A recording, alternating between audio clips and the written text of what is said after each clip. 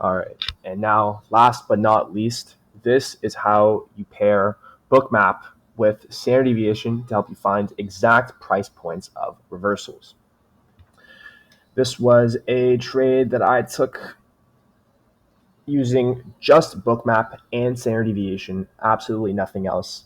And this is just to prove to you guys how simple it is and how everything in trading is just about simplifying and making something that you can replicate on a daily basis. So for this day, I had this anchoring right here. A lot of you guys are asking me why I anchored this. That's because this manipulation leg is way too fucking big and that we would not get shit. So that's why I anchored this. And as you can see, even though after we got our entry, the level that we would be looking at would be the negative 2.5. And that would be at 831. If we were to take that with a 10-point stop loss, we would have gone stopped out just by a tick. So how do we narrow down the 837.25 level?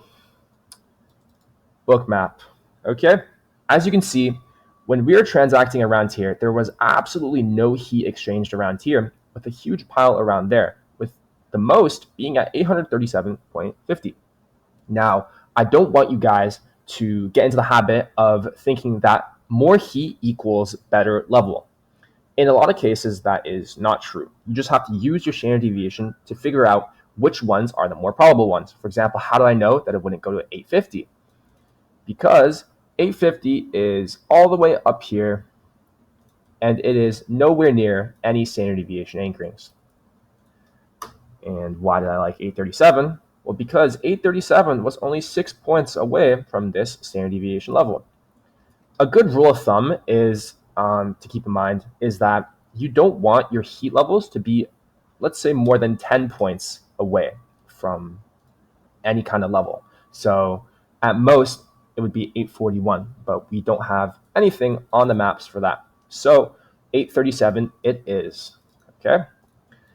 We would mark out 837, and of course, for this, you would have to be constantly monitoring bookmap to make sure that the heat stays there and it is not a spoof.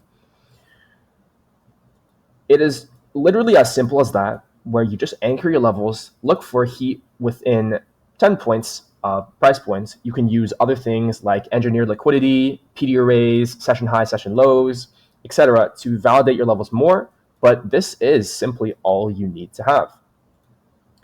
And the best part was a lot of you guys caught this trade too.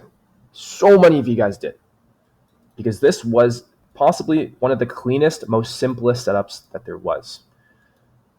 Caught quick 100 points before we rip back up to all-time high. That is simply just how you put it together. Wait for your entry trigger of absorption.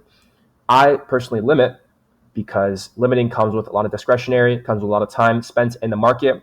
Okay, I do not recommend you guys limit, because if you limit every single heat level that aligns with standard deviation, you will get ran through. Okay, you will get ran through. So do not limit. Market order off absorption. Take the correct entry triggers. Okay, do not limit because you see me doing it. Simple as that.